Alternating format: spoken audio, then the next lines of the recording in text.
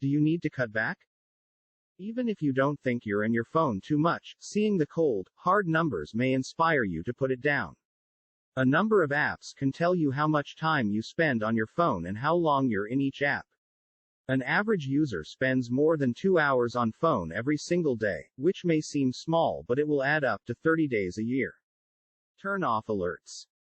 It's easier to ignore your phone if it doesn't buzz every few seconds with a text, email, or social media update.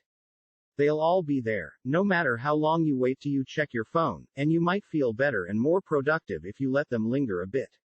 If you can't afford to miss some things, say a message from your spouse or kid, you can set your phone so only certain texts get through. Put a rubber band on your phone.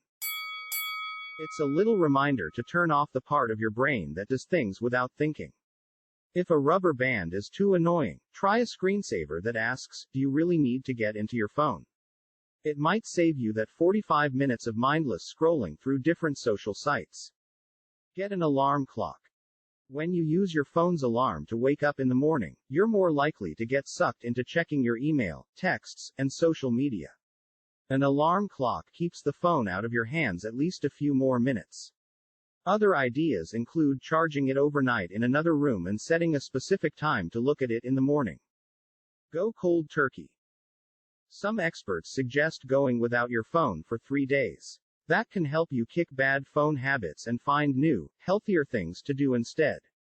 You can ease your way back into using it, say, just calls and texts at certain times, then gradually start to do other things if you decide you want to again. Tech-free time. If you can't imagine life without your phone for 3 days, set aside certain times that are phone-free in your household.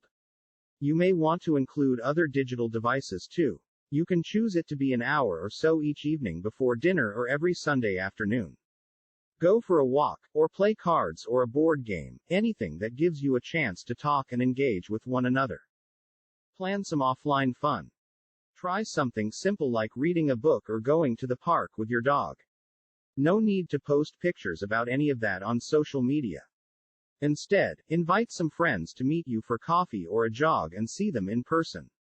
Tell them you're turning your phone off, and they may decide to do the same.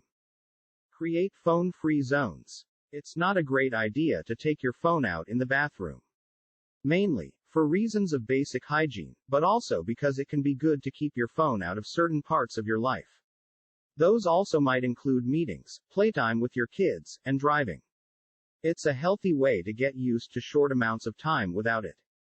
Do not disturb. Some smartphones have a setting that lets you limit certain parts of your phone during a set time every day. For example, you could stop all calls and alerts between 5 and 9 p.m. and after midnight. Get rid of apps. Those games are designed to keep you coming back for more, but they can't if they're not there. You just might be able to get by with phone, text, and email on your phone. You can check social media when you're on your computer. Helpful tools.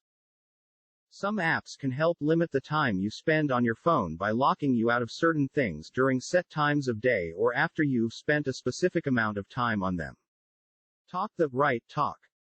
You're more likely to leave your phone in your pocket if you say, "I don't check my phone at dinner," to yourself than if you say, "I can't check my phone at dinner."